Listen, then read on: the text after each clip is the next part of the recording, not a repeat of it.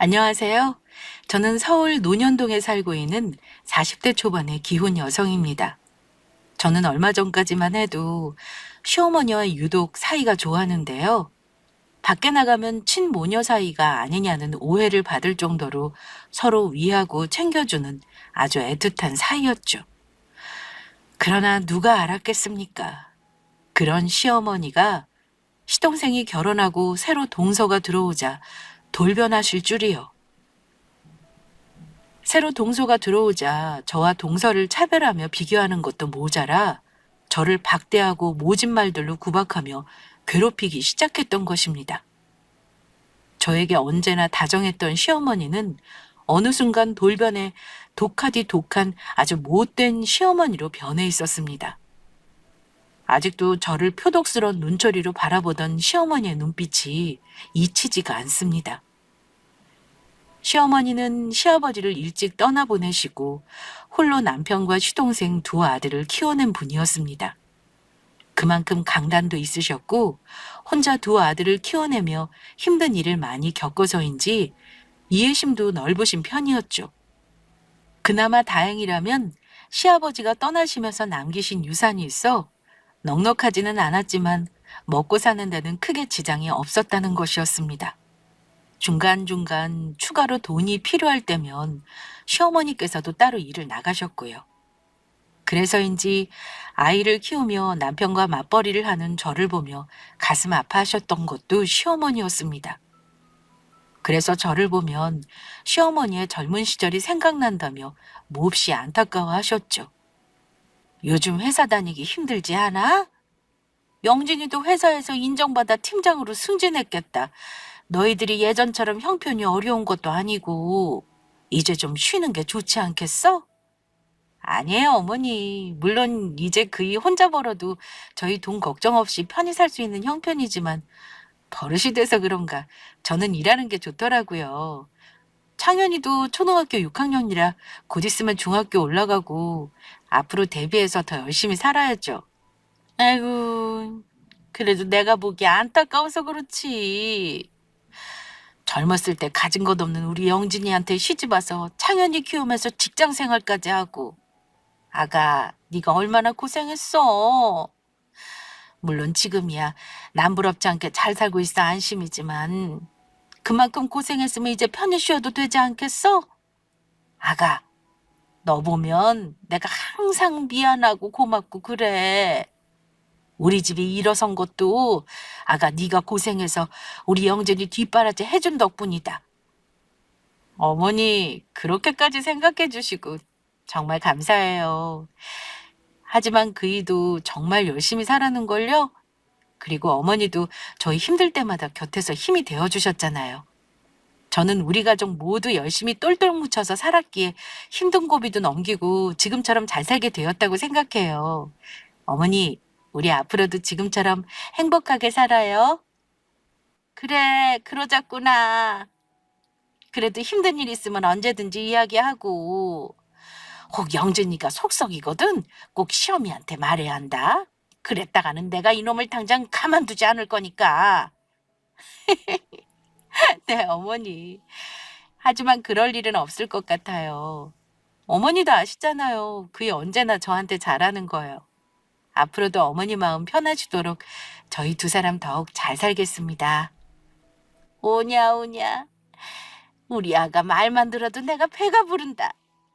그런데 사람 변하는 건 한순간이라더니 그 이야기가 바로 저희 시어머니를 두고 한 소리라는 걸 누가 알았겠는지요.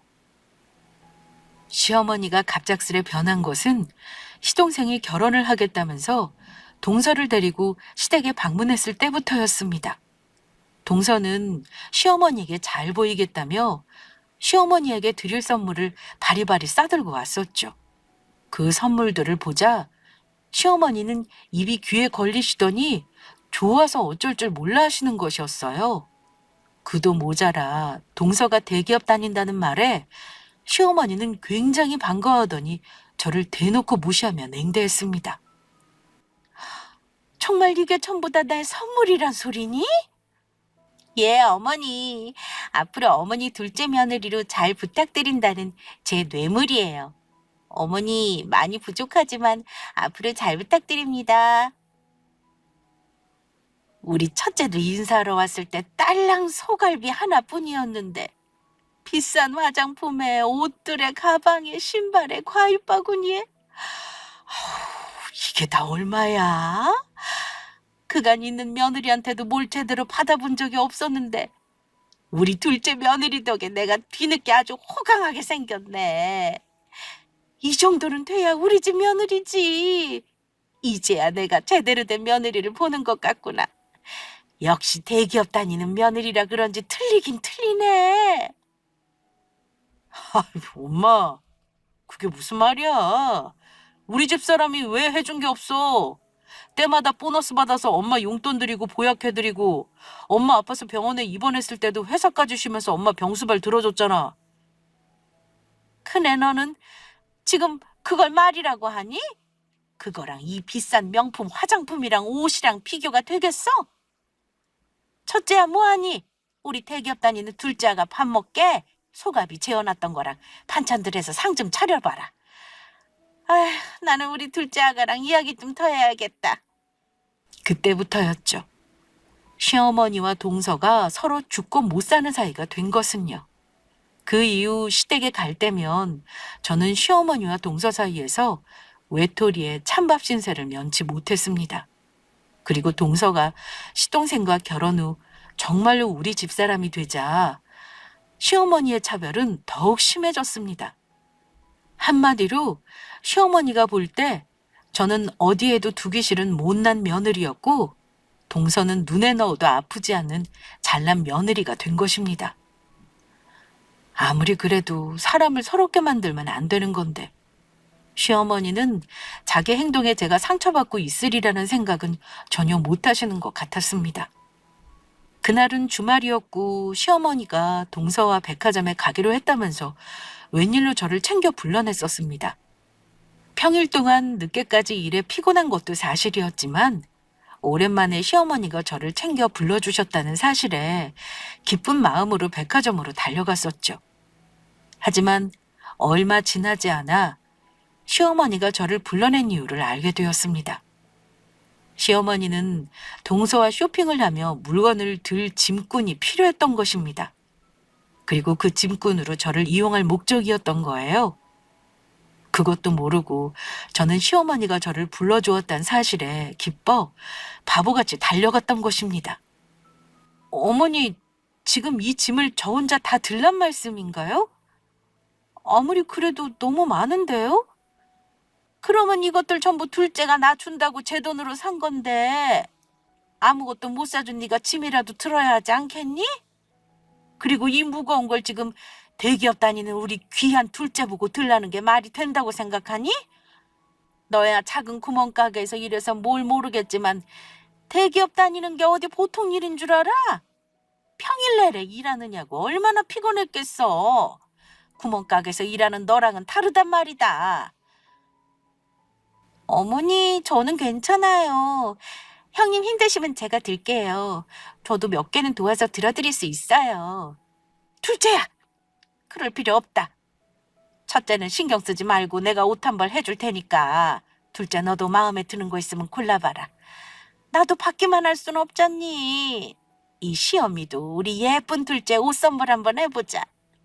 어머니 정말요? 우와, 너무너무 감사합니다. 그러면 잘 입을게요. 두 사람은 저를 없는 사람 취급하며 서로 챙기기에 바빴습니다. 아무리 사람 마음이 바뀌었다고는 하지만 시어머니에게 서운했던 것도 사실인지라 그날 시어머니가 잘 들어갔는지 안부 전화드리며 그간 섭섭했던 마음을 털어놓기로 마음먹었죠. 예전 시어머니를 생각하며 제가 마음을 털어놓는다면 시어머니도 잘 들어주실 거라 믿었습니다. 그러나 시어머니의 반응은 제가 예상했던 것과는 전혀 달랐습니다. 네가 섭섭할 게 뭐가 있니? 그 나이 먹고 어린 동서나 질투하고 너는 창피하지도 않니? 나도 시어머니로서 너한테 할 만큼 한 것 같은데 둘째 조금 챙겨줬다고 그걸 고세 못 참아서 이래라 저래라 아주 상전이 따로 없구나. 오늘도 쇼핑하면서 짐 좀 들게 했다고 기분 나쁘 티내면서 주둥이 삐죽 나와서는 얼마나 꼴보기 싫었는지 아니? 네가 내 며느리라는 게 많이 부끄러웠다. 어린 둘째도 너처럼 옹졸하지는 않아. 어머니, 말씀이 너무 지나치신 거 아니세요? 어머니께서 막내 동서 예뻐하는 거 저도 알고 있고 어머니한테 저 예뻐해달라고 말씀드리는 게 아니잖아요. 그냥 적어도 동서랑 있을 때는 저랑 동서랑 비교하면서 저 무시하시는 말씀만 하지 말아달라는 건데 그게 그렇게 잘못된 건가요? 저 어머니 아들 아내고 동서랑 똑같은 어머니 며느리예요. 하지만 정작 제가 시어머니에게 충격받은 것은 다른 것에 있었습니다. 동서가 들어오고 시어머니가 저를 대하는 태도가 변한 진짜 이유를 알게 된 것이죠. 그 사실을 알고 그때 제가 받았던 충격은 정말 이만저만이 아니었죠. 막말로 너 지금 잘 사는 거 다 우리 아들 덕분 아니니? 우리 아들 벌어온 돈으로 호요식하는 거 아니냐고. 나는 네가 그동안 정말로 좋은 며느리인 줄 알았다. 그런데 대기업 다니는 둘째 며느리로 들이고 보니까 그게 아니더구나. 둘째 아가는 첫인사부터 놔준다고 이것저것 사와서 해다 바치는데 넌 그동안 나한테 해준 게 뭐니? 어차피 나한테 보내는 생활비도 우리 아들 월급에서 나오는 것일 테고 네가 나 가끔 주는 용돈이나 선물들 그거 네 월급으로 주는 것도 아니잖아. 작은 구멍가게에서 일하는 주제에 네 월급 몇 푼이나 한다고. 그거 전부 우리 아들 주머니에서 나온 거 아니야? 아니면 설마 너 지금 나한테 집 해준 거 그것 때문에 생색내는 거냐?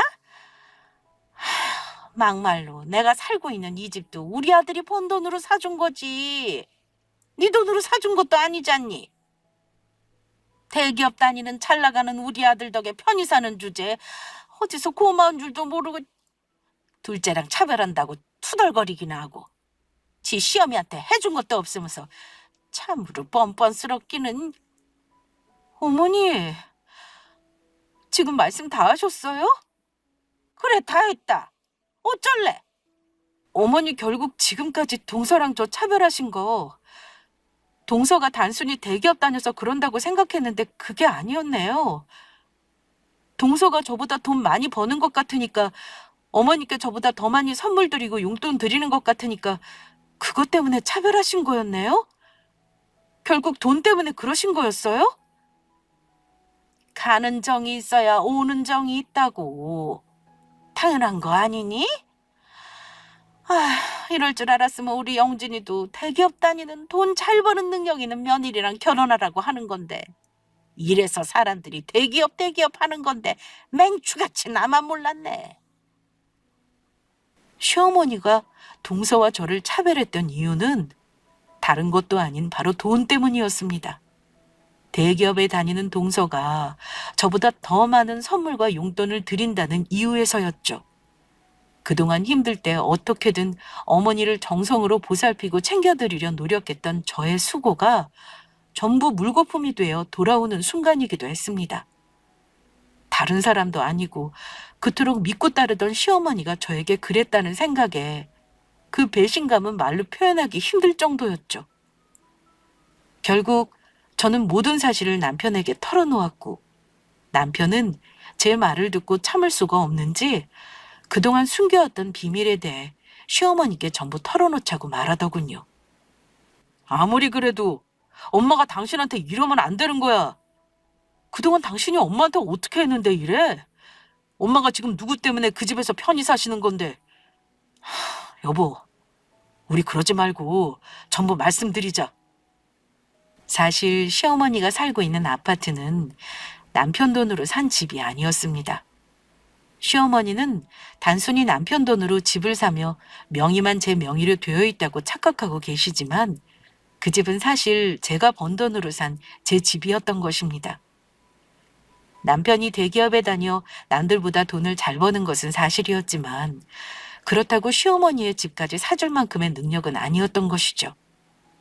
그래서 시어머니가 살고 있는 아파트도 홀로 전셋집에 살고 있는 시어머니를 보며 걱정되어 제가 먼저 남편에게 말해 직접 사드리게 된 것이었습니다. 그동안 시어머니께 말 못하고 숨겨왔던 비밀이었지만 돈 버는 능력으로 따진다면 저는 막내 동서와 비교도 안 될 만큼의 아주 대단한 능력자였거든요. 시어머니는 제가 단순히 그냥 디저트 가게에서 종업원으로 일하고 있다고 생각하고 있지만 그 디저트 가게는 제가 사장으로 있는 바로 제 가게였던 것입니다. 가게를 시작한 것은 제가 아이를 낳고 육아를 위해 다니던 회사를 관두고 잠시 쉬던 시기였습니다. 어느덧 아이가 어린이집에 들어갈 수 있는 나이가 되자 저도 다시 회사를 알아봐 일을 시작해야 할 때가 왔던 것이죠. 남편이 대기업에 다닌다고 하지만 이미 살고 있는 아파트에 대출금도 남아 있었고 빨리 돈을 갚고 자리를 잡으려면 같이 일을 하는 방법밖에 없었거든요. 하지만 아이를 낳고 산후 우울증을 겪고 있던 저는 쉽게 무언가를 다시 시작할 용기가 나지 않더라고요. 그때 먼저 저에게 제의를 해왔던 것이 바로 남편이었습니다. 망해도 좋으니 제가 해보고 싶던 일에 도전해보는 게 어떻겠냐고요. 사실 저는 결혼 전부터 작은 디저트 가게를 차리는 꿈을 가지고 있었고 베이킹에 관심이 많아 이미 젊은 시절 틈틈이 공부해 제빵 기능사 자격증을 따놓은 상태였습니다. 하지만 그렇다고 아파트 대출금이 남아있는 상태에서 덜컥 가게를 크게 차리는 것도 그렇고 저는 저희 집 근처 과자를 구워 판매만 할 수 있는 임대료가 싼 작은 가게를 얻어 온라인 판매를 중심으로 사업을 시작했습니다. 그런데 그게 생각지도 못하게 가게를 연 지 몇 개월 만에 크게 대박을 터뜨린 것입니다. SNS에 상품 정보와 사진을 매일 업데이트하고 핸드메이드 상품을 판매하는 온라인숍에 저희 가게를 입점시키면서 입소문이나 크게 성공을 거두게 된 것이죠. 물론 처음에 여러 실수도 많았지만 그때는 뚱카롱이라고 막 구운 과자에 대한 인기가 선풍적으로 불 때라 그 흐름을 타고 무사히 자리를 잡을 수 있었던 것입니다. 이후 입점했던 핸드메이드 온라인숍에서 나와 따로 온라인 쇼핑몰을 운영하게 되었고 가게를 넓은 곳으로 이전해 오프라인 매장도 크게 운영하게 되었죠. 그렇게 시대 흐름에 맞춰 휘낭시에 마들렌, 스콘 등의 다양한 상품을 개발해 내놓으며 나름 돈을 긁어모으며 제법 많은 돈을 만지게 되었습니다. 전부 물심양면으로 도우며 뒤에서 저를 응원해준 남편 덕분에 이룰 수 있는 성공이기도 했죠. 사업 초반부터 일하고 집에 퇴근할 때면 그이도 직장 업무에 야근에 퇴근하면 힘들 텐데도 밤에는 아이의 육아를 거의 도맡아서 해주었던 사람이니까요. 그동안 저 혼자 아이를 키우느냐 힘들었을 테니 이번엔 자기 차례라면서요. 하지만 저는 사업을 시작하면서 시어머니께는 말씀드리지 않았습니다. 제가 사업을 시작한다고 하면 시어머니께서 걱정을 할 수도 있으니 비밀로 하자는 남편의 이야기 때문이기도 했지요. 그래서 시어머니는 제가 단순히 디저트 만드는 가게에 일을 나가는 것만으로 알고 있었습니다. 그 후 제가 성공해 시어머니께 생활비를 보태드리며 여러 가지 도와드릴 수 있는 형편이 되었을 때는 사실 기회를 봐 모든 사실을 말씀드릴 예정이었습니다. 그런데 저희 남편이 해준 것으로 알고 좋아하는 시어머니를 보며 차마 솔직히 말씀드리기가 어렵더라고요. 아들 둘을 혼자 키우시면서 고생하셨을 시어머니인데 그런 아들 덕에 호강한다는 생각에 기뻐하신다는 시어머니를 보며 그 마음을 깨뜨리고 싶지 않았던 거예요. 그리고 괜스레 며느리가 제 아들보다 잘 나간다는 생각에 시어머니가 저의 눈치를 보거나 그런 시어머니 앞에서 남편도 주눅들게 하고 싶지 않았고요. 그리고 저는 시어머니도 내 부모라 생각했기 때문에 누가 해주었다고 여기든 무슨 상관이냐는 마음도 있었습니다. 더욱이 제가 성공할 수 있었던 것도 남편의 헌신 덕분이었으니 남편이 해준 것이나 마찬가지라 생각했죠. 그렇게 남편이 시어머니께 사드리는 척 제가 번 돈으로 시어머니께 아파트도 해드렸던 것입니다. 그러나 지금은 상황이 많이 달라졌습니다. 남편도 속상한지 시어머니가 살고 있는 아파트를 누가 해드렸는지 이제는 밝히자는 입장이었고, 저도 갑작스레 돌변한 시어머니를 보면서 모든 사실을 알려드릴 때가 왔다는 생각이 들더라고요. 그러면서 앞으로는 저도 시어머니께 당하고 있지만은 않을 것이라 다짐했습니다. 모든 걸 밝히고 시어머니의 처지를 제대로 알려드릴 생각이었죠.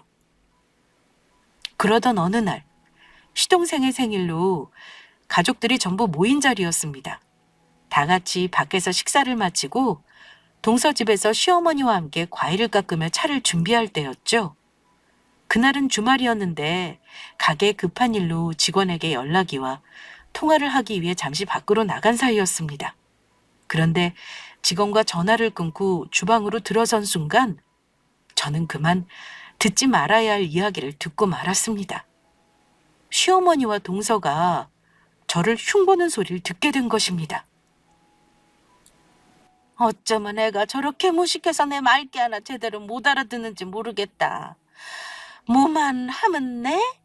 어머니 뭐라고요? 하면서 몇 번이나 다시 묻기는 하고 행동도 굼뜨고 둔하지, 눈치 없지. 저거 아니었으면 우리 영진이 지금보다 더 잘 됐을 텐데 아주 안타까워 죽겠어. 우리 둘째 같은 똑 부러지는 착한 며느리를 첫째 며느리로 뒀어야 했는데 그때 괜히 결혼을 허락해서는 아유 답답해. 이제는 숨 쉬는 것만 봐도 아주 꼴보기가 싫구나. 그래도 어머니가 참으셔야지 어쩌겠어요. 제가 봐도 형님 눈치도 없고 행동도 둔하고 답답하더라고요. 그리고 말하는 거 보면 어떨 때 너무 싼티 나서 같이 대화하기도 싫다니까요. 역시 그렇지. 네가 봐도 싼티 나지? 내가 봐도 무식한 게 아주 가끔은 아주 상종하기도 싫다니까. 지금 두 사람 뭐 하시는 거예요? 저 흉본 거예요? 자리에 없는 줄 알았던 제가 나타나자 시어머니와 동서는 잠시 당황한 눈치였습니다. 하지만 그도 잠시, 시어머니는 언제 그랬냐는 듯 아주 당당하게 나왔습니다. 이제 더는 저한테 아쉬운 것이 없다는 듯이요. 그래, 흉 좀 봤다. 뭐 잘못이니? 임금님 없는 곳에서 임금님 욕도 한다는데 못할 게 뭐 있냐? 그리고 네가 제대로 맏며느리 노릇했으면 내가 널 욕했겠니? 제가 어머니께 또 못한 건 뭐가 있는데요? 제가 죄가 있다면 어머니께 정말 최선을 다해 해드린 죄밖에 없는 것 같은데요. 요즘 세상에 저 같은 며느리가 또 있는 줄 아세요? 어머니는 어른이나 되셨으면서 어린 동서 앞에서 저 흉보시는 거 창피하지도 않으세요? 창피하기는 뭐가 창피하다는 거냐? 그리고 막말로 네가 맏며느리면 뭐하니? 진짜 맏며느리 노릇은 우리 둘째가 다 하고 있는데. 어머니, 정말 그렇게 생각하세요? 그렇다 말다. 어머님 말씀 똑똑히 알았어요. 나중에 그 말씀 후회나 하지 마세요. 후회는 무슨 얼어 죽을 후회. 웃기지나 말아라. 그리고 동서, 어른이 잘못하는 것 같으면 옆에서 말리지는 못할 망정 어머니랑 같이 내 흉보는 거 무슨 경우야? 동서는 동서 부모님께 그렇게 배웠어? 왜 여기서 우리 부모님 이야기가 나와요? 그리고 사실 말한 게 어떻게 욕하는 게 되는 거죠? 사실을 욕이라고 형님이 느끼신다면 형님 행동에 문제가 있다고 생각은 안 해보셨어요? 시어머니가 예뻐하자 시어머니 뒤에 숨어 저를 함부로 대하는 기세등등한 동서의 모습이었습니다. 요즘은 남 욕하려고 없는 흉을 만들어내는 것도 사실이니? 사실이랑 만들어낸 말도 구분 못하는 동서야말로 아주 싼티나고 문제가 있어 보인다. 더 늦기 전에 병원에 가봐. 동서 정신 상태가 진심으로 걱정되니까. 뭐라고요? 그리고 동서 내가 경고하는데 나중에 후회할 행동은 하지 않는 게 좋을 거야. 지금은 내가 무슨 뜻으로 하는 말인지 모르겠지만 지금 하는 행동들 전부 후회하게 될 거야. 그러든지 말든지요. 저 하나도 안 무섭거든요. 사실 시동생은 동서와 결혼하면서 서로 처지에 맞추어 반반 돈을 모아 집을 하기로 했었습니다. 그런데 시동생 체면을 생각해 남편과 상의 후 제가 도와주어 좀 더 넓은 집으로 이사하며 시동생은 집 3분의 2를 하게 된 상황이었죠. 언제나 저를 형수님으로 깍듯이 대하는 시동생 때문에 참고 있지만 저를 함부로 대해서 손해보게 될 쪽은 다름 아닌 동서였던 것입니다. 치사하지만 화가 난 상황에서 저는 당장이라도 시동생에게 도와준 돈을 당장 뱉어내라고 할 수 있는 상황이었거든요. 시어머니와 동서 모두 거기서 멈추었으면 좋으련만. 그러나 두 사람의 만행은 끝나지 않고 계속되었습니다. 가게에서 바쁘게 일을 하고 있는데 계속해 시모에게서 전화가 걸려왔고 저는 결국 받을 수밖에 없었습니다. 지금 둘째 나와서 청소 도와주고 있는데 너도 지금 와서 일 좀 도와라. 저 지금 뻔히 가게에서 일하는 거 아시잖아요. 그런데 어떻게 동선에 와서 일을 도우라는 거예요? 그리고 동서 보고도 스스로 일은 스스로 알아서 하라고 하세요. 너 그 일로 몇 푼이나 번다고 그러니? 꼭 두새벽부터 나가 일해서 쥐꼬리만 월급이다 받으면서. 오늘은 쉰다고 말하고 잔말 말고 당장 오거라. 이건 명령이다. 너 안 오면 우리 둘째가 고생할 텐데 지금 너 때문에 우리 둘째 보고 고생하라는 소리니? 고생을 하든 말든 그건 동서 일이니 동서가 알아서 해야 할 문제고요. 저는 못 가니 그렇게 하세요. 그리고 제발 어머니 정도껏 좀 하세요. 이만 끊어요. 뭐라고? 얘는 시어미가 야야! 거기에 더 당황했던 것은 시어머니 통화로 화를 삼키는 와중에 동서가 눈치 없이 제게 문자를 보내왔던 것입니다. 그것도 이제는 아예 저를 아랫사람 취급하면서요. 형님, 오실 때 어머니가 락스 떨어졌다고 락스도 좀 사오래요. 어머니 화 많이 나셨으니 더 늦기 전에 빨리 오세요. 저는 더 이상 동서를 두고만 볼 수 없었습니다. 아무래도 기강을 바로잡아야겠다는 생각이었죠. 그래서 동서를 따로 만나 불러내기로 했는데 시동생네나 저희 집도 그렇고 마땅한 장소가 없어 동서네 집 근처 공원에서 만나기로 했죠.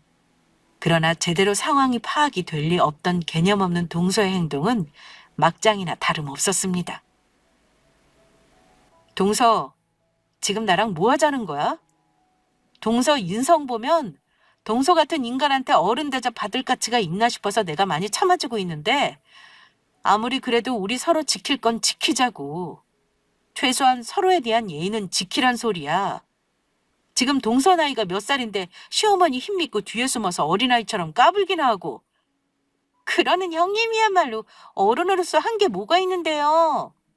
나보다 시어머니한테 용돈이랑 선물도 많이 못하는 주제. 어차피 우리 남편 형한테 빌부터 살고 있으면서 뭐가 잘났다고 저한테 큰소리세요? 저는 최소한 우리 그이랑 동등하게 벌어먹고 살아요. 능력 없는 형님이랑은 다르다고요. 본인 주제나 좀 아세요. 빌부터 살긴 누가 빌부터 살아? 지금 누가 누구한테 빌부터 살고 있는데 큰 소리야? 그러는 동서야말로 그런 말할 처지가 아닌 것 같은데 정말 뭐 모르나 보네. 동서도 알지? 서방님이랑 동서 살고 있는 집 우리 도움으로 산 거. 지금 서방님한테 말해서 그 돈 당장 뱉어내라고 할까? 뭐라고요? 이 아줌마가 진짜 자기 돈으로 도와준 것도 아니면서 그거 다 시아주버니 돈으로 도와준 거잖아. 네가 뭔데 뱉어라 말아야. 솔직히 말해봐. 너 지금 어머니가 살고 있는 아파트 노리고 그러는 거지? 어머니가 나만 예뻐하니까 어머니가 살고 있는 그 집 우리 줄 것 같으니까 불안해서 그러는 거잖아. 아줌마가 아무리 난리 쳐봐. 어머니가 그 집을 아줌마한테 주나. 그 아파트 어머니가 우리 준다고 했거든?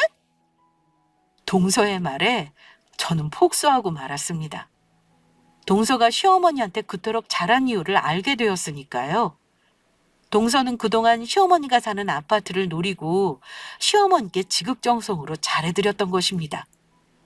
경쟁자라고 생각한 저를 물리치기 위해 저를 미워하는 시어머니를 보며 때는 이때다 싶어 더욱 부추겨 저의 험담을 늘어놓았던 것이고요.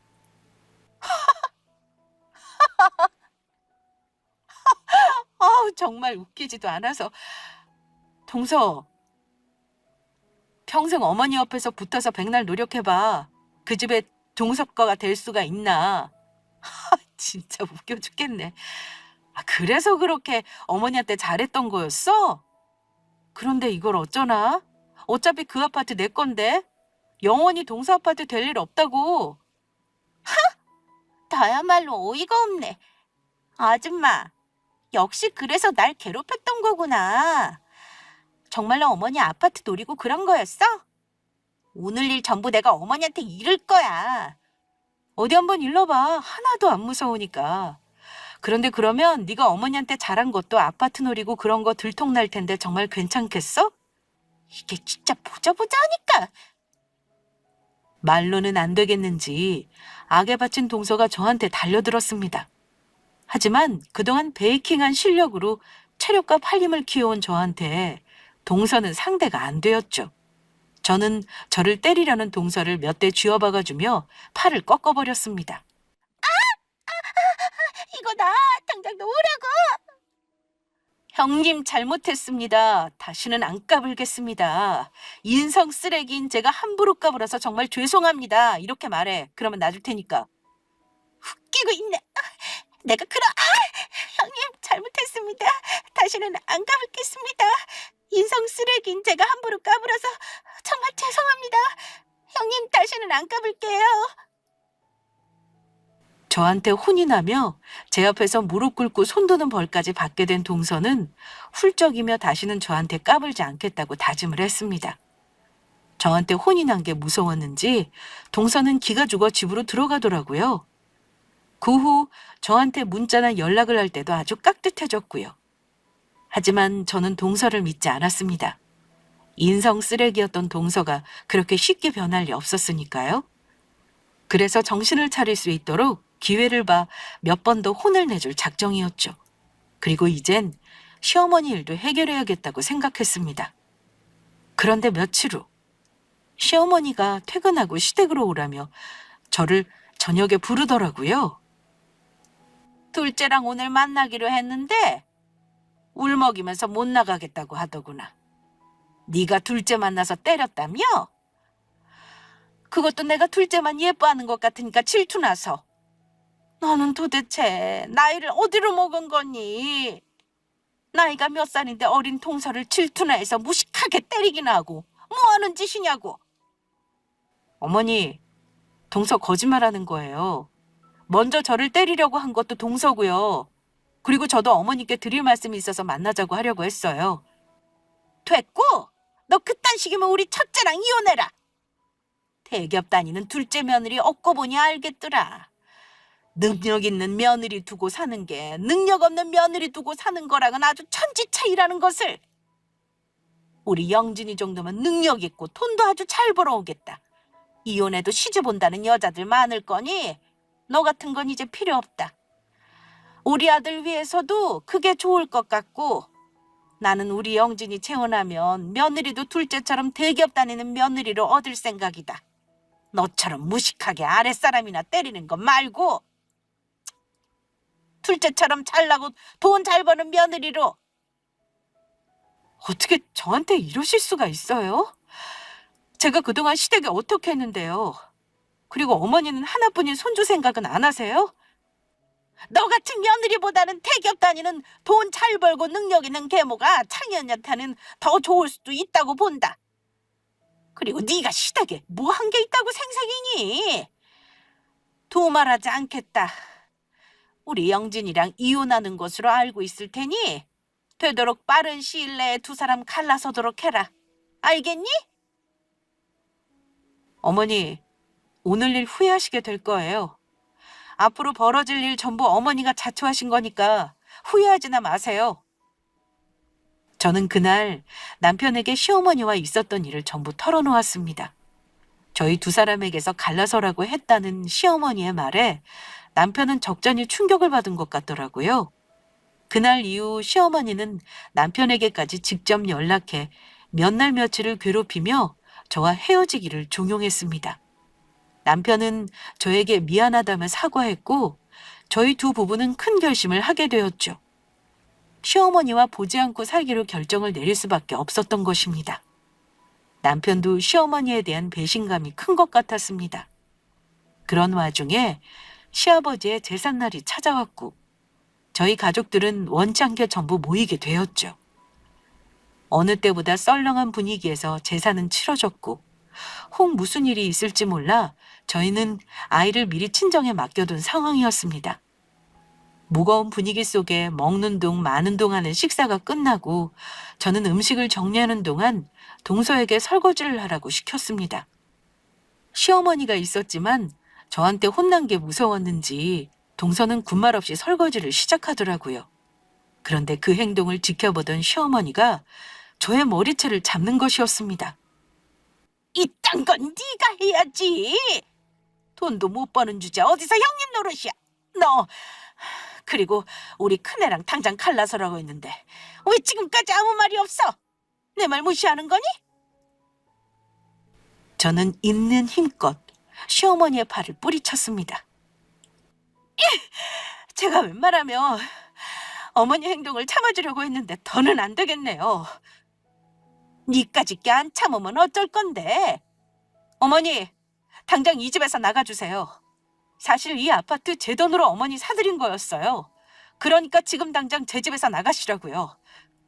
이게 어디서 무슨 말도 안 되는 소리야? 시어머니는 제가 화가 나 거짓말을 한다고 생각했는지 다시 제 머리채를 잡으려고 하더라고요.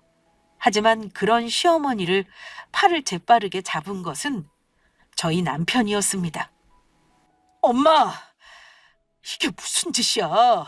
내 집사람한테 지금 뭐 하는 짓이냐고. 이게 안 되니까 되도 않는 헛소리를 하는데 그러면 내가 가만히 있게 생겼니? 네가 힘들게 벌어다 사준 이 집을 지가 사준 거라고 헛소리를 하잖니. 지가 뭔데 나를 이 집에서 나가라 말아야. 엄마, 전부 이 사람 말이 맞아. 이 아파트 집사람이 번 돈으로 엄마 사드린 거였다고. 그동안 집사람이 나 기살려준다고 엄마한테 내가 사준 거라고 말한 건데 엄마 그것도 모르고 그동안 우리 집사람 무시하며 괴롭혔지? 집사람이 엄마 전셋집 산다고 걱정해서 먼저 이 아파트도 사주자고 했던 거라고. 사실 지금 집사람이 일하고 있는 디저트 가게 전부 이 사람 거야. 집사람이 그거 사장이라고. 처음엔 집사람 사업한다고 하면 엄마 걱정할 것 같아서 말씀 안 드렸던 것 뿐인데 어떻게 이럴 수가 있어?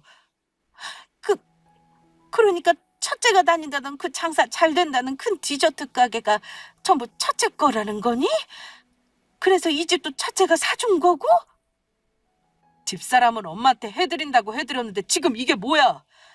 요즘 세상에 이런 며느리가 어디 있다고. 나는 그것도 모르고. 아가, 그러니까 첫째야. 내가 정말 미안하구나. 내가 전부 잘못했다. 어머니 됐고요. 저는 앞으로 어머니 안 보고 살겠습니다. 어머니 저보고 그이랑 이혼하라고 하셨죠? 그런 분 시어머니로 전 못 모시고 사니까 그렇게 아세요. 한 달 정도 시간 드릴 테니까 그 안에 어머니 짐 전부 빼서 나가주시고요. 물론 제가 사드린 가전이나 가구 전부 놓고 나가셨으면 해요. 그리고 그이랑 상의해서 정한 건데 앞으로는 어머니 생활비 보내드리는 일도 없을 거예요. 앞으로는 어머니 잘난 둘째 며느리한테 받아서 생활하세요. 영준아, 네가 첫째 좀 말려봐라. 내가 여기서 나가면 어디서 살라고 그러는 거니? 엄마 보는 것도 오늘이 마지막이야. 우리가 정말 고민 많이 했거든? 엄마 때문에 몇 날을 고민하며 같이 울었는지 몰라. 그런데 아무리 가슴 아파도 우리는 이렇게 부모와 자식 간의 연을 끊는 게 맞는 것 같아. 엄마 욕심 채우겠다고 나보고 우리 집사람이랑 이혼하라고? 엄마 욕심 때문에 엄마는 손주까지 엄마 없는 아이로 만들려고 했어. 잘 사는 우리 가정까지 깨트리려고 했다고. 미안하지만 나는 엄마보다 우리 집사람이랑 창현이가 더 중요해. 그러니까 엄마는 앞으로 엄마가 그렇게 좋아하는 둘째 며느리랑 같이 살아봐. 시어머니 옆에서 모든 상황을 지켜보던 동서도 남편의 말에 놀란 것인지 휘둥그레진 눈으로 저를 바라보더라고요. 그래서 전 그런 동서를 향해 몇 마디 해주었습니다. 동서 내가 살고 있는 그 집도 사실 내가 보내줘서 살 수 있는 집이야. 몰랐지? 우리 그이가 아니라 내가 번 돈, 내 돈으로 동서랑 서방님 사는 아파트 도와준 거라고. 그래서 내가 말했지. 후회할 행동은 하지 말라고. 지금 누가 누구한테 빌부터 사는 건데? 형님, 제가 그동안 까불고 예의 없게 굴어서 죄송해요. 그러니까 형님이 저희 집 살 때 도와주신 돈 제발 뱉어내려고만 하지 말아주세요. 제가 전부 다 잘못했어요. 됐고, 앞으로 동서도 다시는 나랑 얼굴 보는 일 없었으면 좋겠어. 너 같은 인간 내 손 아래 사람이라 여기고 싶지 않으니까. 동서가 서방님이랑 같이 사는 동안 두 번 다시 동선에 도와주는 일은 없을 테니까 그렇게 알고, 싼티 나는 이만 떠나줄 테니까 도와줬던 돈도 차근차근 전부 뱉어내는 게 좋을 거야. 제발요. 제가 전부 잘못했다니까요. 말을 마친 저와 남편은 시어머니 집에서 나오려고 했습니다.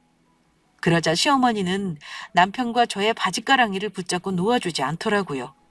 그 옆에서 동서는 제발 한 번만 봐달라며 빌기 바빴고요. 안 돼. 이렇게 절대 못 보낸다. 제발 다시 한 번만 생각해주면 안 되겠니? 내가 전부 잘못했다. 이 집에서 나가면 나보고 어디 가서 살라고.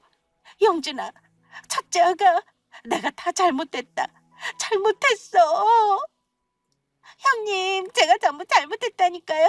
저도 어머니께 넘어가 그랬던 거라고요. 저도 피해자예요. 결국 남편이 걸을 때마다 시어머니는 질질 끌려 나오게 되었고, 시어머니는 신발까지 짝짝이로 신은 채 주차장까지 저희를 따라 나오시더라고요. 차를 타고 떠나는 저희를 붙잡으려 애를 쓰는 시어머니였지만 저희는 뒤도 돌아보지 않고 시댁을 떠났습니다. 그 후 시어머니는 저희 집까지 찾아오며 수시로 저희 부부를 만나려 했지만 다시 한번 찾아왔다가는 호적을 봐서 나올 거란 남편의 경고에 더는 찾아오지 않게 되었습니다. 정말로 시어머니와 연을 끊게 된 것이죠. 이후 오갈 데가 없어진 시어머니는 동선에서 한동안 지내게 되었는데요. 그것도 오래가지는 못했던 것 같습니다. 동서가 시어머니한테 잘해주었던 이유는 시어머니의 아파트를 노리고 그랬던 것인데, 그 아파트가 사실 시어머니 것이 아닌 게 시어머니 행동으로 전부 들통이 나게 되었으니까요. 동서는 그 일로 시어머니를 계속 구박했다고 합니다. 시어머니 때문에 잘 나가는 형님도 못 알아보고 밉보여서 얻어먹을 수 있는 콩고물도 못 얻어먹게 되었다면서 갚지 않아도 되는 큰돈까지 갚게 생겼다고요. 게다가 동서가 저에게 함부로 했다는 사실을 뒤늦게 알게 된 시동생은 그런 동서가 시어머니까지 구박하고 있다는 사실을 알고 많이 싸운 것 같더라고요. 그러다 결국 이혼까지 하게 되었고요. 동서가 시동생을 많이 좋아했는지 끝까지 매달렸지만 소용이 없었다고 합니다. 시동생과 동서는 이혼하면서 당연히 아파트도 팔게 되었고, 서로 아파트를 살 때 본인들이 들인 돈만큼 정확히 나누어 정리했다고 합니다. 시동생은 시어머니와 저희가 연을 끊게 된 것이 자기가 결혼을 잘 못해 동서를 잘못 들여 그런 것이라고 생각한 것인지 미안하다고 사과를 하며 아파트를 살 때 보태주었던 돈을 저희에게 다시 돌려주었습니다. 그러면서 시동생도 시어머니한테 많이 실망한 탓인지 시어머니와 연을 끊게 되었고요. 그래서 시어머니는 결국 오갈 곳 없는 낙동강 오리알 신세가 되고 말았습니다. 더는 돌봐준 가족들도 없게 된 시어머니는 시아버지가 돌아가시며 남긴 조금 남은 유산으로 난방도 제대로 안 되는 옥탑방에 새를 구해 혼자 살고 계시다고 하네요. 사는 입에 풀칠은 해야 하기에 늦은 나이 식당에 들어가 설거지 일을 하게 되었고요. 가족들 모두 행복하게 살 수 있는 상황이었는데도 시어머니의 그릇된 행동이 스스로의 인생까지 망쳐버린 것입니다. 돈에 눈이 멀어 시어머니가 자초한 것이죠. 자식들에게까지 큰 상처를 안겨주면서요. 무엇보다 소중한 것은 돈도 아니고 재물도 아닌 서로를 아끼고 사랑하는 가족이라는 사실을 뒤늦게라도 시어머니께서 깨달으셨으면 좋겠습니다. 그리고 현재 저희 부부는 훌륭한 부모가 되기 위해 노력하며 하나뿐인 아들과 함께 행복하게 잘 살고 있습니다. 저희는 절대로 시어머니 같은 부모가 되지 않을 생각입니다. 우리 아이한테는 아무 조건 없이 아낌없이 사랑을 준 본받을 수 있는 좋은 부모로 남고 싶으니까요. 세상을 살며 무엇이 중요한지 알려줄 생각입니다. 돈보다 중요한 것은 서로 사랑하는 가족이 곁에 있다는 사실이니까요. 그래서 아이가 커서 훗날 저희를 떠올릴 때 보고 싶고 그리워할 수 있는 부모가 될 수 있도록 노력할 생각입니다. 저희가 훌륭한 부모가 될 수 있도록 멀리서라도 여러분들 모두 응원해 주시면 감사하겠습니다. 모두 행복하시고 건강하세요.